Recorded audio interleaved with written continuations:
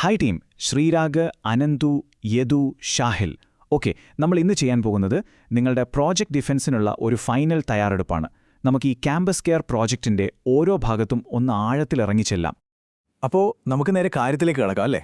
ഈയൊരു സെഷൻ കഴിയുമ്പോഴേക്കും നിങ്ങളുടെ പ്രോജക്റ്റിനെ പറ്റി എന്തും പറയാനുള്ളൊരു കോൺഫിഡൻസ് നിങ്ങൾക്ക് വരും. ഏത് ചോദ്യം വന്നാലും പേടിക്കാതെ ഉത്തരം പറയാൻ പറ്റണം. അതാണ് നമ്മുടെ ലക്ഷ്യം. ഇതാണ് നമ്മളിന്ന് കവർ ചെയ്യാൻ പോകുന്ന ടോപ്പിക്സ്. ആദ്യം ഈ പ്രൊജക്റ്റിന്റെ യഥാർത്ഥ ലക്ഷ്യം എന്താണെന്ന് നോക്കും. പിന്നെ അതിലെ 5 പ്രധാനപ്പെട്ട ഇന്നൊവേഷൻസ്. അതിനുശേഷം കോഡിന്റെ ഉള്ളിലേക്കൊന്ന് പോയി നോക്കാം. അവസാനം ഒരു എക്സാമിനർ നിങ്ങളോട് ചോദിക്കാൻ സാധ്യതയുള്ള കുറച്ച് ടഫ് ചോദ്യങ്ങളും അതിന്റെ ഉത്തരങ്ങളും നമ്മൾ ഡിസ്കസ് ചെയ്യും. റെഡിയല്ലേ? അപ്പോ സെക്ഷൻ 1, ക്യാമ്പസ് കെയർ മിഷൻ. എന്താണ് ശരിക്കും നിങ്ങളുടെ ഈ പ്രോജക്റ്റ് കൊണ്ട് ഉദ്ദേശിക്കുന്നത്? സിമ്പിളായി പറഞ്ഞാൽ, പഴയ പേപ്പർ വർക്കിൽ നിന്നും ഫയലുകളിൽ നിന്നും മാറി എല്ലാം ഡിജിറ്റലാക്കുന്ന ഒരു വിപ്ലവം. അത്രയുള്ളൂ. നിങ്ങളുടെ പ്രൊജക്റ്റ് റിപ്പോർട്ട് തന്നെയുള്ള ഒരു വാചകമാണിത്. നാശനഷ്ടങ്ങൾ കണ്ടെത്തുന്നതും അത് റിപ്പയർ ചെയ്യുന്നതും തമ്മിലുള്ള സമയം കുറയ്ക്കുക. അതാണ് കാതൽ. ഇതിനായി നിങ്ങൾ ഉണ്ടാക്കിയത് ഒരു ഓഫ്ലൈൻ ഫസ്റ്റ് പ്രോഗ്രസീവ് വെബ് ആപ്ലിക്കേഷനാണ്, അതായത് PWA. ഇതിന്റെ ഏറ്റവും വലിയ ഗുണം എന്താണെന്ന് വെച്ചാൽ, ഫോണിൽ റേഞ്ച് ഇല്ലെങ്കിലും നെറ്റില്ലെങ്കിലും ഇതൊരു സാധാരണ ആപ്പ് പോലെ തന്നെ പ്രവർത്തിക്കും. പഴയ മാനുവൽ സിസ്റ്റത്തിനൊരു നല്ല പകരക്കാരൻ. ഓക്കെ, ഇനി നമുക്ക് ഏറ്റവും പ്രധാനപ്പെട്ട ഭാഗത്തേക്ക് വരാം. നിങ്ങളുണ്ടാക്കിയ 5 കിടിലൻ ഇന്നൊവേഷൻസ്. ഇതാണ് നിങ്ങളുടെ പ്രോജക്റ്റിന്റെ ഹൃദയം. ഇവ ഓരോന്നും എന്താണെന്ന് പച്ചവെള്ളം പോലെ നിങ്ങൾക്ക് പറയാൻ കഴിയണം. ഇവ 5ഉമാണ് ആ ഫീച്ചറുകൾ: offline PW, hybrid ID protocol, notification engine, logic driven status, പിന്നെ ഫുൾ ലൈഫ് സൈക്കിൾ ട്രാക്കിംഗ്. ഇവയെല്ലാം ചേരുമ്പോൾ ക്യാമ്പസ് മെയിൻ്റനൻസ് എന്നത് വെറുമൊരു പണിതീർക്കലല്ലാതെ ഡേറ്റ വെച്ച് തീരുമാനങ്ങൾ എടുക്കുന്ന ഒരു സ്മാർട്ട് സിസ്റ്റമായി മാറുന്നു. അപ്പോൾ ആദ്യത്തെ ഇന്നൊവേഷൻ ഓഫ്ലൈൻ ഫസ്റ്റ് PWA. ഇതിന്റെ പിന്നിലുള്ള ടെക്നോളജി എന്താ? സർവീസ് വർക്കർ .js-ഉം ഓഫ്ലൈൻ DB.js-ഉം. പക്ഷേ എക്സാമിനറോട് പറയുമ്പോൾ ടെക്നോളജി മാത്രം പറഞ്ഞാൽ പോരാ, എന്തിന് എന്ന് പറയണം. ക്യാമ്പസിലെ പലയിടത്തും റേഞ്ച് കാണില്ല അല്ലേ? ആ ഒരു പ്രോബ്ലം സോൾവ് ചെയ്യാനാണ് ഈ ഓഫ്ലൈൻ ഫീച്ചർ. അതുകൊണ്ട് എവിടെ വെച്ചും റിപ്പോർട്ട് ചെയ്യാൻ പറ്റും. ഇനി രണ്ടാമത്തത് ഓട്ടോമേറ്റഡ് എക്സാം റെഡിനെസ് ചെക്ക്. ഇതാണ് നിങ്ങളുടെ പ്രോജക്റ്റിന് ഒരു തലച്ചോറ് കൊടുക്കുന്നത്. config/roomutils.php എന്ന ഫയലിലാണ് ഇതിന്റെ ലോജിക്ക്.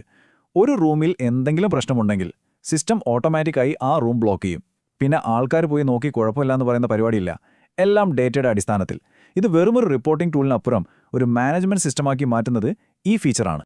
ശരി, നമ്മൾ ഫീച്ചറുകൾ കണ്ടു. ഇനി നമുക്ക് ഇതിന്റെയൊക്കെ പിന്നിൽ പ്രവർത്തിക്കുന്ന കോഡിലേക്കൊന്ന് നോക്കാം. നിങ്ങൾ എഴുതിയ കോഡും ഈ ഫീച്ചറുകളും തമ്മിൽ എങ്ങനെ ബന്ധപ്പെട്ടിരിക്കുന്നു എന്ന് മനസ്സിലാക്കേണ്ടത് വളരെ പ്രധാനമാണ്. നോക്കൂ, service worker .js, offline DB.js. ഈ കോഡാണ് ഓഫ്ലൈൻ മാജിക് ചെയ്യുന്നത്. ക്യാഷ് നെയിം വെച്ച് ആപ്ലിക്കേഷന്റെ പ്രധാന ഭാഗങ്ങൾ ഫോണിൽ സ്റ്റോർ ചെയ്യുന്നു. നെറ്റില്ലാത്തപ്പോൾ സേവ് റിപ്പോർട്ട് ലോക്കലി എന്ന ഫംഗ്ഷൻ ഡേറ്റ ഇൻഡെക്സ് DBയിൽ സേവ് ചെയ്യും. പിന്നെ എപ്പോഴാണോ നെറ്റ് വരുന്നത്, ആ സിങ് റിപ്പോർട്ട്സ് എന്ന ടാഗ് വഴി ഓട്ടോമാറ്റിക്കായി ഡേറ്റ സെർവറിലേക്ക് പോകും. സിമ്പിൾ, പക്ഷെ പവർഫുൾ. ഇനി ഈസ് റൂം എക്സാം റെഡി എന്ന ഫംഗ്ഷൻ. ഇത് config/roomutils.php-ലാണ്. ഇതിന്റെ ലോജിക് ശ്രദ്ധിക്കണം. ഇത് 2 കാര്യങ്ങൾ ഒരുമിച്ച് പരിശോധിക്കുന്നുണ്ട്. 1, പരിഹരിക്കാത്ത റിപ്പോർട്ടുകളുണ്ടോ എന്ന്. 2, നീഡ്സ് റിപ്പയർ എന്ന് മാർക്ക് ചെയ്ത സാധനങ്ങൾ വല്ലതും ആ റൂമിലുണ്ടോ എന്ന്. ഈ 2 എണ്ണവും 0 മാത്രമേ റൂം പരീക്ഷയ്ക്ക് റെഡിയാവൂ. ഒരൊറ്റ കണ്ടീഷൻ ഫെയിലായാലും റൂം ബ്ലോക്ക്ഡ് ആകും. അത്രയ്ക്ക് സ്ട്രിക്റ്റാണ് ഈ ലോജിക്. അടുത്തത് assethelper.php. ഇതാണ് നിങ്ങളുടെ സിസ്റ്റത്തെ പ്രോആക്റ്റീവ് ആക്കുന്നത്, അതായത് പ്രശ്നം വരുന്നതിന് മുൻപേ ഇടപെടുന്നത്. cron dailytask.php എന്ന ഫയൽ എല്ലാ ദിവസവും ഈ ചെക്ക് വാറണ്ടി എക്സ്പിറേഷൻസ് ഫംഗ്ഷൻ പ്രവർത്തിക്കും. വാറണ്ടി തീരാറായാലേ കണ്ടെത്തി അലേർട്ട് അയക്കും. പിന്നെ ആ സെൻഡ് ടെലിഗ്രാം അലേർട്ട് ഫംഗ്ഷൻ നോക്കൂ. ബോട്ട് ടോക്കൻ ഒരു .env ഫയലിലാണ് വെച്ചിരിക്കുന്നത്. അത് കോഡിൽ കാണില്ല. അതാണ് ശരിയായ സെക്യൂരിറ്റി പ്രാക്ടീസ്. ഓക്കെ, നമ്മൾ കോഡ് വരെ എത്തി. ഇനി ഏറ്റവും പ്രധാനപ്പെട്ട ഭാഗം, നിങ്ങളുടെ ഡിഫൻസ്. ഒരു എക്സ്റ്റേണൽ എക്സാമിനർ വന്നിരുന്ന് ചോദിക്കാൻ സാധ്യതയുള്ള കുറച്ച് ചോദ്യങ്ങൾ. നമുക്കിതൊരു മോക്ക് ഡിഫൻസ് ആയിട്ട് കാണാം. അപ്പോൾ ഒന്നാമത്തെ ചോദ്യം, നിങ്ങൾ ഓഫ്ലൈൻ സ്റ്റോറേജിന് ഇൻഡെക്സ് DB ആണല്ലോ ഉപയോഗിച്ചത്, എന്തുകൊണ്ട് ലോക്കൽ സ്റ്റോറേജ് ഉപയോഗിച്ചില്ല? അത് കുറച്ചുകൂടി എളുപ്പമല്ലേ? ഡാറ്റ സിങ്ക് ചെയ്യുമ്പോൾ എന്തു പ്രശ്നങ്ങളാണ് നേരിട്ടത്? ഇത് ഉറപ്പായും വരാൻ സാധ്യതയുള്ളൊരു ചോദ്യമാണ്. നിങ്ങളുടെ ടെക്നോളജി ചോയ്സിനെ ചോദ്യം ചെയ്യുകയാണ്. ഇതിനുള്ള ഉത്തരം ഇങ്ങനെ പറയണം: സർ, ലോക്കൽ സ്റ്റോറേജ് സിങ്ക്രോണസ് ആണ്. അത് UIനെ ബ്ലോക്ക് ചെയ്യും. അതായത് ആപ്പ് ഹാങ് ആവാം. മാത്രമല്ല അതിന് സ്റ്റോറേജ് ലിമിറ്റുമുണ്ട്, വെറും 5 MB. പക്ഷേ ഇൻഡെക്സ്ഡ് DB അസിങ്ക്രോണസ് ആണ്, നോൺ ബ്ലോക്കിംഗ് ആണ്. വലിയ ഡേറ്റ, ഫോട്ടോകൾ വരെ സ്റ്റോർ ചെയ്യാൻ പറ്റും. ഡേറ്റ സിങ്ക് ചെയ്യാനുള്ള പ്രശ്നം പരിഹരിച്ചത് ബാക്ക്ഗ്രൗണ്ട് സിങ്ക് API ഉപയോഗിച്ചാണ്. സർവീസ് വർക്കർ .jsൽ ഒരു സിങ്ക് റിപ്പോർട്ട്സ് ടാഗ് രജിസ്റ്റർ ചെയ്യും. യൂസർ ആപ്പ് ക്ലോസ് ചെയ്താൽ പോലും നെറ്റ് വരുമ്പോൾ ഈ സർവീസ് വർക്കർ ഡേറ്റ അപ്ലോഡ് ചെയ്തോളും. അടുത്ത ചോദ്യം. ഈ ഓട്ടോമേറ്റഡ് എക്സാം റെഡിനെസ് ചെക്ക് ഒരു നല്ല ഫീച്ചറാണ്. പക്ഷേ ഇതിന്റെ സ്റ്റാറ്റസ് എപ്പോഴും കറക്റ്റ് ആണെന്ന് എങ്ങനെ ഉറപ്പുവരുത്തും? അതെപ്പോഴും അപ് ടു ഡേറ്റ് ആയിരിക്കുമോ? സിസ്റ്റത്തിന്റെ റിലയബിലിറ്റിയാണ് ഇവിടെ ചോദ്യം ചെയ്യുന്നത്. ഇതിന് 2 ഭാഗങ്ങളുള്ള ഒരു ഉത്തരമുണ്ട്. സർ, കൃത്യത ഉറപ്പാക്കുന്നത് ഞങ്ങളുടെ ഡ്യുവൽ കണ്ടീഷൻ ലോജിക്കാണ്. ഓപ്പൺ റിപ്പോർട്ടുകളും നീഡ്സ് റിപ്പയർ സ്റ്റാറ്റസിലുള്ള അസറ്റുകളും 0 ആണോ എന്നത് അത് ഒരുമിച്ച് പരിശോധിക്കും. ഇനി അപ് ടു ഡേറ്റ് ആയി നിർത്താൻ 2 മെക്കാനിസമുണ്ട്. ഒന്ന്, ഒരു റിപ്പോർട്ട് ക്ലോസ് ചെയ്യുമ്പോൾ തന്നെ sync exam ready status function ഓടി സ്റ്റാറ്റസ് അപ്ഡേറ്റ് ചെയ്യും.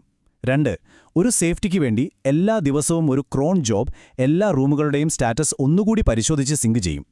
മൂന്നാമത്തെ ചോദ്യം. നിങ്ങൾ QR കോഡ് സ്കാനിങ്ങും വെച്ചു, മാനുവൽ എൻട്രിയും വെച്ചു. എന്തിനാണ് ഈ മാനുവൽ എൻട്രി? QR കോഡ് മാത്രം പോരായിരുന്നോ?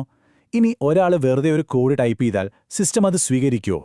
സർ, മാനുവൽ എൻട്രി വെച്ചത് പ്രാക്ടിക്കൽ കാരണങ്ങൾ കൊണ്ടാണ്. QR കോഡ് സ്റ്റിക്കർ ചിലപ്പം കീറിപ്പോകാം, അല്ലെങ്കിൽ മങ്ങിപ്പോകാം. അപ്പോൾ സിസ്റ്റം ഉപയോഗിക്കാൻ പറ്റാതെ വരരുത്.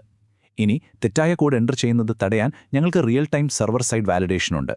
ഒരാൾ കോഡ് ടൈപ്പ് ചെയ്ത് അടുത്ത ഫീൽഡിലേക്ക് പോകുമ്പോൾ തന്നെ ഒരു എജാക്സ് റിക്വസ്റ്റ് ചെക്ക് assets.phpയിലേക്ക് പോയി ആ കോഡ് ഡാറ്റാബേസിൽ ഉണ്ടോ എന്ന് നോക്കും.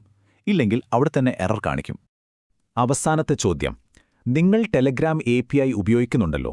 അതിന്റെ ബോട്ട് ടോക്കൺ എങ്ങനെയാണ് സുരക്ഷിതമാക്കിയിരിക്കുന്നത്? ഇനി ടെലഗ്രാം API ഡൗൺ ആയാൽ നിങ്ങളുടെ സിസ്റ്റം ഹാങ് ആകുമോ? ഇതിനുള്ള ഉത്തരം ഇങ്ങനെയാണ്. സർ, ടോക്കൺ ഞങ്ങൾ കോഡിൽ എവിടെയും എഴുതിയിട്ടില്ല.